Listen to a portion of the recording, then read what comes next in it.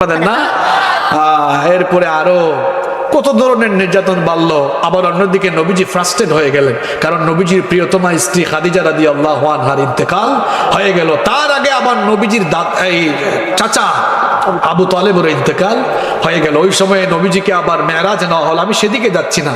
এরপরে হিজরতের আদেশ আসলো। কিসের আদেশ আসলো? হিজরতটা হবে কোথায়? মদিনায়। কোথায়? এবার নবীজি মদিনায় হিজরত করলেন। মদিনায় হিজরত করার আগে আউস এবং খাজরাজ গোত্রের লোকেরা নবীজির কাছে তারা এসেছিল। সেখানে তাদের মধ্যে বিবাদ বিদ্যমান ছিল। নবীজি সেটার সমাধান করলেন এবং সেখানে গিয়ে নবীজি দাওয়াতি কাজ করলেন।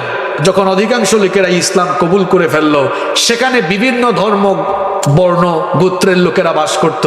সেখানে কোনো ধরনের কেন্দ্রীয় শাসন ব্যবস্থা ছিল না। সেখানকার আর্থসামাজিক এবং রাজনৈতিক অবস্থা যখন এরকম দেখলেন, নবীজি তখন মদিনার সনদ প্রবর্তন করে, মদিনার সনদ এর মাধ্যমে তিনি মদিনায় গিয়ে ইসলামী রাষ্ট্রের এবার গোড়াপত্তন শুরু করলেন। সুবহানাল্লাহ কইতে মন চায় না? মক্কায় নিজের বাড়ি, সেখানে ছিলেন দুর্বল, হিজরত করে গেলেন মদিনায়, সেখানে দুর্বল নন, সেখানে সবল।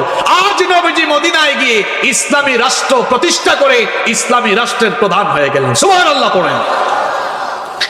কোরআনের বিধান আস্তে আস্তে করে কায়েম হয়েছে, এমনি এমনি নয়। এবার বিধান আসা শুরু হলো আস্তে আস্তে করে, আস্তে আস্তে করে। যে সকল বিধান, যখন যে বিধান দরকার সে বিধান আসতে লাগলো।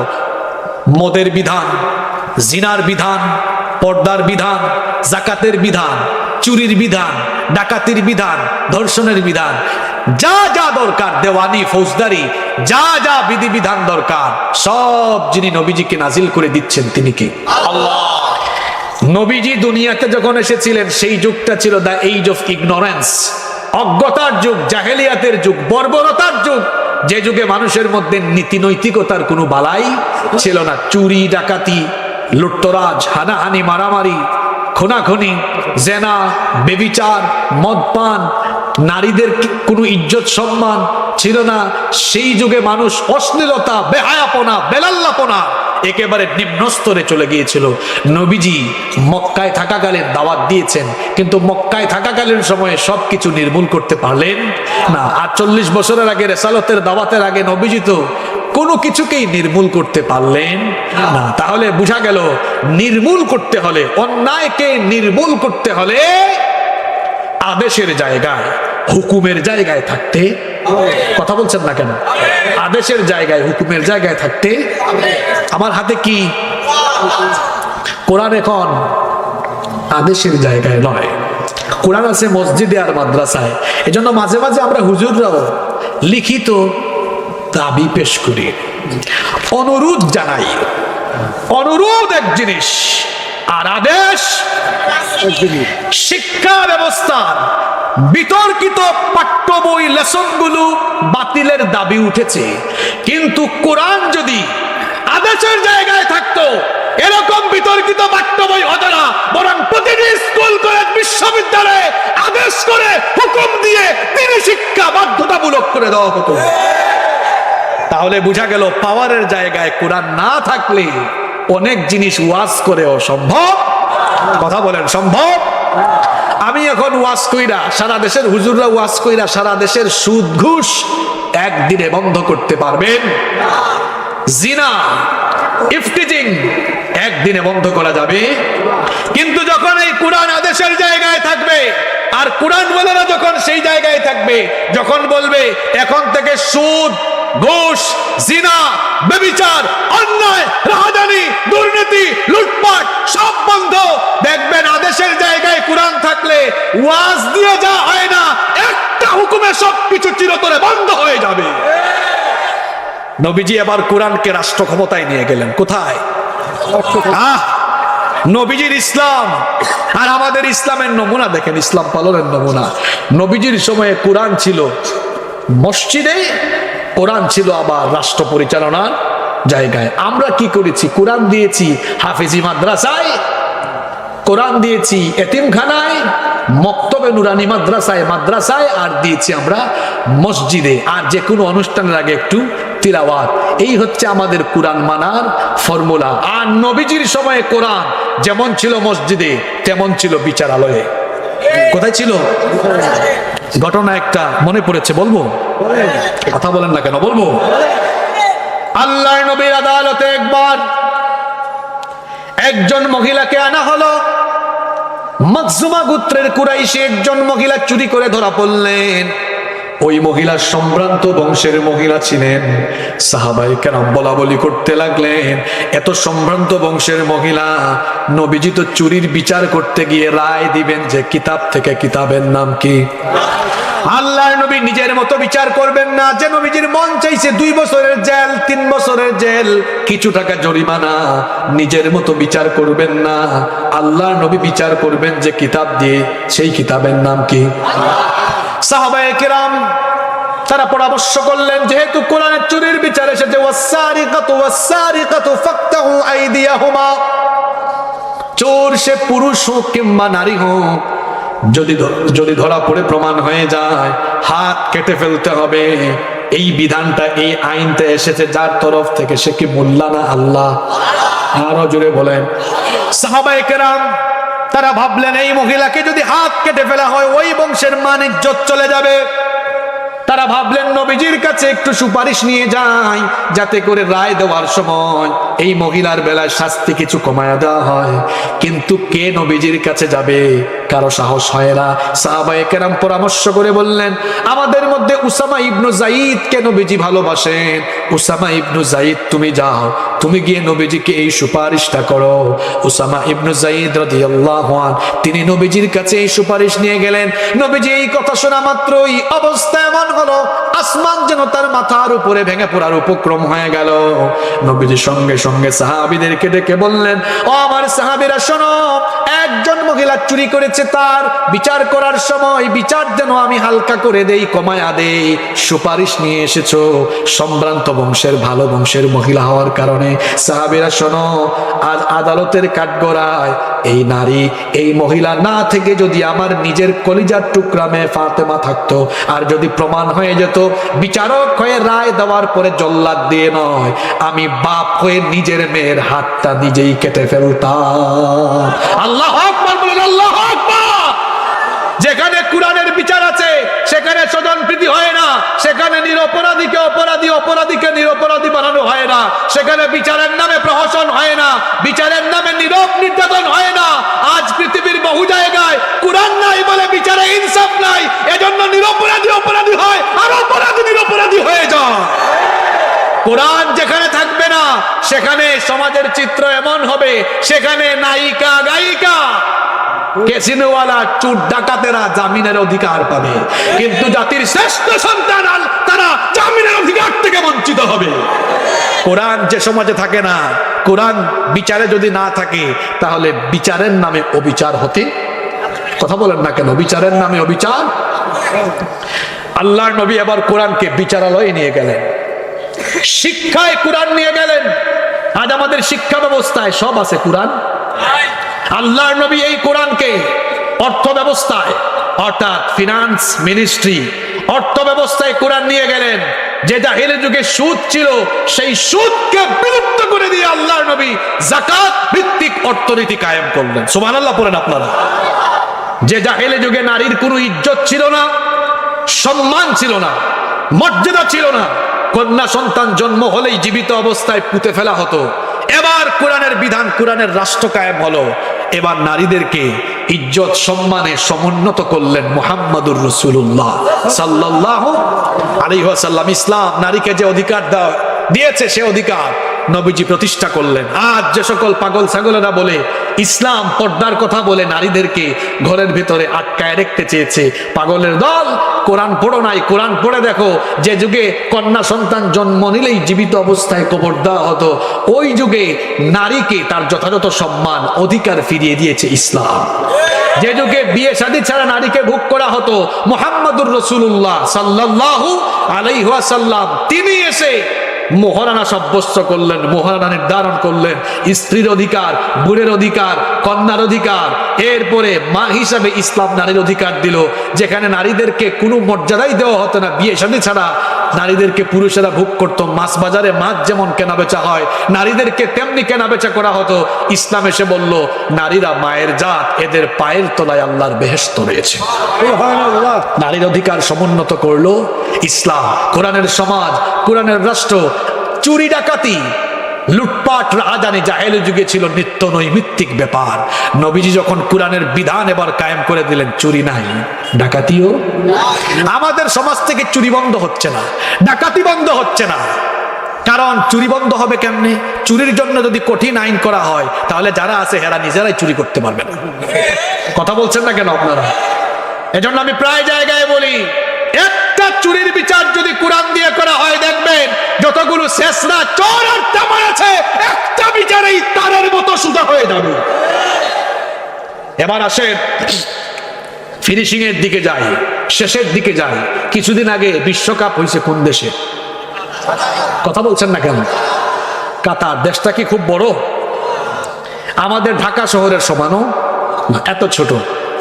কিন্তু অর্থনৈতিক দিক থেকে তারা আজ পৃথিবীতে অত্যন্ত শক্তিশালী একটা দেশ। কাতার, দুবাই, আমিরাত, বাহরাইন, এরাবিয়ান গালফের যে দেশগুলো আছে, ছোট্ট ছোট্ট মধ্যপ্রাচ্যের এই দেশগুলো, 1 শতাব্দী আগেও এরা মরুভূমিতে উট চালাতো, বেদুইন ছিল, যাযাবর ছিল, এত গরিব, এত অসহায় তারা ছিল। এত পরিবর্তন হয়ে আজ এত উন্নত হলো তারা কিভাবে? আপনারা বলবেন, হুজুর তাদের দেশে তেল আছে, স্বর্ণের খনি আছে, এই জন্য হেরা উন্নত হয়ে গেছে। আপনারা চালাক তো, এরকম উত্তরে দিবেন। তো আমার দেশে কি সম্পদ কম আছে নাকি? আমার বাড়ি সিলেটে। আপনারা সিলেটে যারা গিয়েছেন দেখেছেন, সিলেটে পাথরের খনি আছে, কয়লার খনি আছে, গ্যাসের খনি আছে। এদেশে সম্পদের খনির অভাব নাই। হ্যাঁ, এই সম্পদ থাকার পরে উন্নতি হয় না। চোররা চুরি করতে করতে সব খায় ফেলে। হ্যাঁ, এত চুরি করে বেগম পাড়ায় বাড়ি বানায়, দেশের টাকা বিদেশে পাঠায়। যদি তেলের খনি আর স্বর্ণের খনি পাইতো, এই চোরগুলো চুরি ডাকাতির পরিমাণ আরো বাড়াইতো। এরা এত উন্নত হলো কেন? কেন হয়েছে সেটা বলছি। তাদের দেশে কোরআনের আইন 100 ভাগ, কে বলছে আছে 100 ভাগ নাই, কিন্তু সেনসিটিভ বিষয়গুলোতে তারা শরিয়া আইন মেনে চলে। আপনারা বলবেন, হুজুর সেনসিটিভ বিষয় আবার কোনটা? চুরির শাস্তি, ডাকাতির শাস্তি, জিনার শাস্তি। মানে একটা দেশের উন্নতির পথে চুরি, দুর্নীতি, এগুলোই তো প্রধানতম অন্তরায়। যদি দায়িত্বশীল চারে, মনে করেন আমরা 3 জন দায়িত্ব পাই, আমরা যদি 3 জনই চুরি করে দেই, তাহলে দেশ আর আগাবে? চুরির বিধানটা যদি ঠিক মতো হয়, শাস্তিটা ঠিক মতো হয়, তাইলে আর দেশের উন্নতি আর অগ্রগতির পথে বাধা থাকবে। আপনারা সৌদি আরবে অনেকে গেছেন না? দেখছেন আজান হলে মানুষ দোকান খোলা রেখে নামাজে চলে যায়। কেউ কারো কেসে এসে হাত দেয়, দোকানের মাল চুরি করে নিয়ে যায়। আরে আমার দেশে তো এরকম ফালায়া থুয়া গেলে সব নিয়ে চলে যেত। কিছু কিছু মানুষ তো আছে দোকানদারের সাথে কথা বলে বলে তলে তলে কাপড় ফেলে, আর এরকম সুযোগ পাইলে তো গোটা দোকানই খেয়ে ফেলতো। ঠিক কিনা বলেন? 100 ভাগ শরিয়া আইন নাই, অল্প আছে। কি শান্তি! দেখেন কাতারের কথা মনে করায় দেই। যুবক তরুণ ভাইয়েরা, তোমরা তো দেখেছো, হ্যাঁ, এবং আমার অনেক চাচাদাররাও হয়তো দেখেছেন। আপনারা কাতার বিশ্বকাপ হলে তো বিশ্বের বিভিন্ন দেশ থেকে মানুষজন আসে। পশ্চিমের দেশ থেকে, ইউরোপ, আমেরিকান, ল্যাটিন আমেরিকান দেশ থেকে নারীরা এসেছে, যারা খুব শর্টকাট কাপড় চোপড় পরে, যারা এত পরিমাণ অসভ্য। এক একজন নারীর 20 জন 30 জন বয়ফ্রেন্ড, এক একজন পুরুষের 20 জন 30 জন গার্লফ্রেন্ড থাকে। এবং তাদের দেশে এত পরিমাণ ধর্ষণ, এত পরিমাণ নারী লাঞ্ছিতা হয়, পৃথিবীর কোনো দেশে আর এত পরিমাণ হয় না। পশ্চিমের দেশের নারীরা, ইউরোপ, আমেরিকা, লাতিন আমেরিকার দেশের নারীরা, এরা ভাবতো ইসলাম খুব রক্ষণশীল, ইসলামোফোবিয়ায় তারা ভুগতো। তারা ভাবতো যে ইসলাম যারা মেনে চলে এরা খুব খারাপ। কিন্তু কাতারে আইসা দেখলো এখানে ইসলামিক নিয়ম কানুন চলে, এখানে নারীরা সানন্দে ঘুরছে, কিন্তু ইফটিজিং, ধর্ষণ, এগুলো আছে। অমুসলিম সেই দেশের নারীরা পর্যন্ত বলতে বাধ্য হয়েছে যে এই দেশে শান্তি। কথা বলেন না কেন আপনারা? আচ্ছা, কোরআনের আইন 100 ভাগ নাই, অল্পতেই এই শান্তি। আমার দেশেও তো ভাই সম্পদ কম নাই, পাথরের খনি, গ্যাসের খনি, কয়লার খনি। এই যে উত্তরবঙ্গে যাবেন, দেখবেন তিস্তা ব্যারেজে, তিস্তা নদীতে বালুর উপরে আমি নিজের চোখে দেখেছি ভুট্টা হয়ে গিয়েছে। আপনাদের এই নড়াইলে, এই যশোরে, এই বাগেরহাটে, গোপালগঞ্জে, এই মাটি, পুরো বাংলাদেশের মাটি তো সোনার মাটি, যা ফেলেন তা হয়ে যায়, তাই না? এত পরিমাণ ফসল হয়, এত সম্পদের খনি, আর ফসল থাকার পরেও আমরা কেন এখনো মাথা উঁচু করে দাঁড়াতে পারলাম না, উন্নত বিশ্বের কাতারে যেতে পারলাম না? কারণ সম্পদের খনি থাকলে কি হবে? এগুলো লুটপাট করে খাওয়ার জন্য আছে চুর ডাকাইতের খনি। যদি কোরআনওয়ালা মানুষরা থাকতো তাহলে ইনসাফ থাকতো, কোরআনওয়ালা মানুষরা যদি থাকতো তাহলে দুর্নীতি থাকতো। আমার দিকে তাকান, শেষ ওয়াজ হবে এখন, ভালো করে বুঝেন।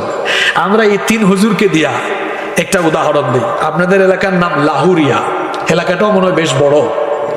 মনে করেন এই লাহুরিয়া এলাকা পরিচালনার দায়িত্ব আপনারা ওনাকে দিয়েছেন। এখন একটা এলাকা চালাইতে হলে কিছু বিধিবিধান লাগবে না? লাগবে। উনি নিজের হাতে কিছু বিধিবিধান লিখলেন। এখন উনি এই লাহুরিয়া পরিচালনা শুরু করলেন। তিনি কি সারা জীবন লাহুরিয়া পরিচালনা করতে পারবেন? একটা সময় রিটায়ার্ডে চলে যাবেন, ক্লান্ত হয়ে যাবেন, বার্ধক্যে চলে যাবেন। আসলে চেয়ার হলো এমন, চেয়ার স্থায়ী থাকে কিন্তু চেয়ারে বসা মানুষ স্থায়ী হয় না। এই চেয়ারে বসে গতকাল থেকে অনেক হুজুর তাফসীর করলেন। কোন হুজুর পার্মানেন্টলি বসতে পারেন না, আমি কিছুক্ষণ আগে বসেছি, একটু পরে চলে যাব। তাহলে বোঝা গেল চেয়ারের জায়গা থাকে, চেয়ারে যে বসে সে আসবে আবার চলেও যেতে পারে। কিন্তু আমাদের মধ্যে কিছু মানুষ আছে, এদের চিন্তা চেতনা এমন, চেয়ারে উঠার পরই গিয়ারে উঠে যায়। অবস্থাটা এমন যে যখন চেয়ারে উঠে যায় তখন গিয়ারে উঠার পরে মনে করে আমি তো সব পাইয়া গেছি, যা মন চায় তাই করে, ইসলাম বিরোধী কাজ করে। ভাই, চেয়ারে উঠে গিয়ারে তো বাড়াইয়েন না। চেয়ারে বসাইছেন যিনি, জুতার বাড়ি খাওয়াইয়া বেজ্জত করে নামাইতে পারেন তিনি। ওনাকে দায়িত্ব দিলেন, উনি কিছু আইন কানুন বানাইলেন, বানাইয়া চালাচ্ছেন। মনে করেন উনি রিটায়ার্ডে গেলেন, আপনারা বললেন ছোট হুজুর আপনাকে দায়িত্ব দিলাম, আপনি চালান। আমি এই আইনের কিতাবিটা হাতে নিয়ে আমি বললাম যে না, কিছু কিছু এখানে ব্যতিক্রম লাগছে, আমার পছন্দ হচ্ছে না, আমি এবার অ্যামেন্ডমেন্ট সংশোধনী আনলাম, কিছু বাতিল করলাম, কিছু আবার জোড়া লাগাইলাম। আমার দায়িত্ব শেষ হলো, আমাদের বুলবুল সাহেব, ওসিউজ্জামান বুলবুল সাহেবের কাছে দায়িত্ব গেল। তিনি আবার দেখলেন কিছু আইন বাতিল করা দরকার, কিছু আরো অ্যাড করা দরকার। তাহলে বোঝা গেল মানুষের বানানো আইন সময়ে সময়ে পরিবর্তন হতে পারে, পরিবর্ধন হতে পারে, সংযোজন হতে পারে, বিয়োজন হতে পারে, অর্থাৎ সংশোধন হতে পারে। কোরআন নাজিল হয়েছে কত হাজার বছর আগে? ১৫০০ বছর আগে। আপনারা এবার ওনাকে দায়িত্ব দিয়ে বলেন লাহুরিয়া চালান, তবে কোরআন দিয়ে চালান। এবার কি উনার কোনো ক্ষমতা আছে এখান থেকে কোনো আয়াত বাদ দেওয়ার, কোনো আয়াত অ্যাড করার? উনার দায়িত্ব সে নির্মাণ হয়ে যায়। তাহলে অবস্থা এমন হবে, ছোট্ট একটা ঘটনা বলে শেষের দিকে যাই। ওমর রাদিয়াল্লাহু আনহুর সময়ের ঘটনা। সাইয়েদিনা ওমর ইবনুল খাত্তাব রাদিয়াল্লাহু আন, তিনি অর্ধ পৃথিবী শাসন করেছেন। অর্ধ পৃথিবী যখন শাসন করেছেন, একদিন তিনি তার ঘরের ভেতরে মোমবাতি জ্বালিয়ে কাজ করছেন। এমন সময় তার কিছু আত্মীয় স্বজন দেখা করতে এসে দরজায় নক করলেন। তিনি তাদেরকে দাঁড় করিয়ে রাখলেন, বললেন অপেক্ষা করো। তিনি এবার তার সামনে থাকা মোমবাতির আগুন ফু দিয়ে নিভিয়ে দিলেন, নতুন আরেকটা মোমবাতিতে আগুন জ্বালালেন। এরপরে এদেরকে বললেন এবার তোমরা ভেতরে আসো। এরা ভেতরে ঢুকে বলল আমিরুল মুমিনিন, আপনার সামনে তো একটা মোমবাতিতে আগুন ধরানো ছিল, সেটা ফু দিয়ে নিভিয়ে নতুন করে কেন আরেকটা মোমবাতিতে আগুন জ্বালালেন? তিনি বললেন শোনো, তোমরা আসার আগ পর্যন্ত আমি রাষ্ট্রের টাকায়, জনগণের টাকায় কেনা মোমবাতির আগুন জ্বালিয়ে রাষ্ট্রের কল্যাণে কাজ করছিলাম। তোমরা যখন ভেতরে ঢোকার জন্য অনুমতি চাইলে, আমি চিন্তা করলাম তোমরা আমার আত্মীয় স্বজন, ভেতরে ঢুকে ব্যক্তিগত কথা বেশি বলবে। চিন্তা করলাম যদি রাষ্ট্রের টাকায়, জনগণের টাকায় কেনা মোমবাতির আগুন জ্বালিয়ে আমি যদি তোমাদের সঙ্গে ব্যক্তিগত কথা বলি, রাষ্ট্রের সম্পদ নষ্ট হবে, জনগণের সম্পদ নষ্ট হবে, আমানতের খেয়ানত হবে। কিয়ামতের দিন আল্লাহর কাছে জবাবদিহি করা লাগবে, আসামি হয়ে দাঁড়ানো লাগবে। এই ভয়টা যখন কলিজায় চলে আসলো, রাষ্ট্রের টাকায়, জনগণের টাকায় কেনা মোমবাতির আগুন ফু দিয়ে নিভিয়ে দিয়ে নিজের টাকায় কেনা মোমবাতির আগুন জ্বালিয়ে তোমাদের সাথে কথা বলছি। বলেন তো এরকম শাসক যদি থাকে চুরি ডাকাতি থাকবে নাকি, বেইনসাফি থাকবে নাকি? এমন যদি হতো আমার দেশের শাসক হতো ওমরেরই মতো হতো, আবু বকরের মতো। চাই কি চাই না? এমন যদি হতো আমার দেশের শাসক হতো ওমরেরই মতো হতো, আবু বকরের মতো। জনগণের খোঁজ খবর নিত রাত দুপুরে, ঘুরে ঘুরে দেখতো কি কেউ আছে অনাহারে। আমার দেশের মা বোনেরা লাঞ্ছিতা হতো না, আমার দেশের কৃষক শ্রমিক বঞ্চিত হতো না। ধনী গরিব ভালোবাসার জীবন ফিরে পেত, যদি আমাদের শাসক হতো ওমরেরই মতো হতো, আবু বকরের মতো। এরকম চাই কি চাই না? চাই কি চাই না? কারা কারা চান না হাত তোলেন। যারা আছে মনোযোগ আছে, সবাই চাই তো? চাইলে কি করতে হবে? সবাইকে এই কোরআনের আন্দোলনে সামিল হতে হবে। কোরআনের সমাজ, কোরআনের রাষ্ট্র বিনির্মাণের জন্য সবাইকে কোরআনের আন্দোলনে সামিল হতে হবে। কোরআনের আন্দোলনে সামিল হতে, কোরআনের রাষ্ট্র, কোরআনের সমাজ বিনির্মাণে, কোরআনের আন্দোলনে সামিল হতে কারা কারা রাজি আছেন? দুহাত তুলে একটু দেখান তো। লিল্লাহি তাকবীর। আল্লাহ আপনাদের হাতগুলোকে কবুল করেন, হাতগুলো নামান। আজকের যে মাহফিলের আয়োজন হলো, আপনারা সবাই খুশি না বেজার? কারা কারা খুশি হয়েছেন আরেকবার একটু হাত তুলে ফেলেন। আসলেই আপনারা খুশি? আপনাদের ছেলে পেলেরা, যুবক তরুণরা মিলে একটু ভালো করে হাত তুলেন। মাহফিলের আয়োজন করেছে, তাদের প্যান্ডেলে আর মাইকে কিছু ঘাটতি আছে, তাদেরকে সহযোগিতা করলে আমাদের লস হবে না লাভ হবে? গুনাহ হবে না সওয়াব হবে? এই সওয়াব সবাই নিতে চাই তো? তাইলে আস্তে আস্তে আস্তে আস্তে হাত নামাইয়া পকেটে ঢুকান।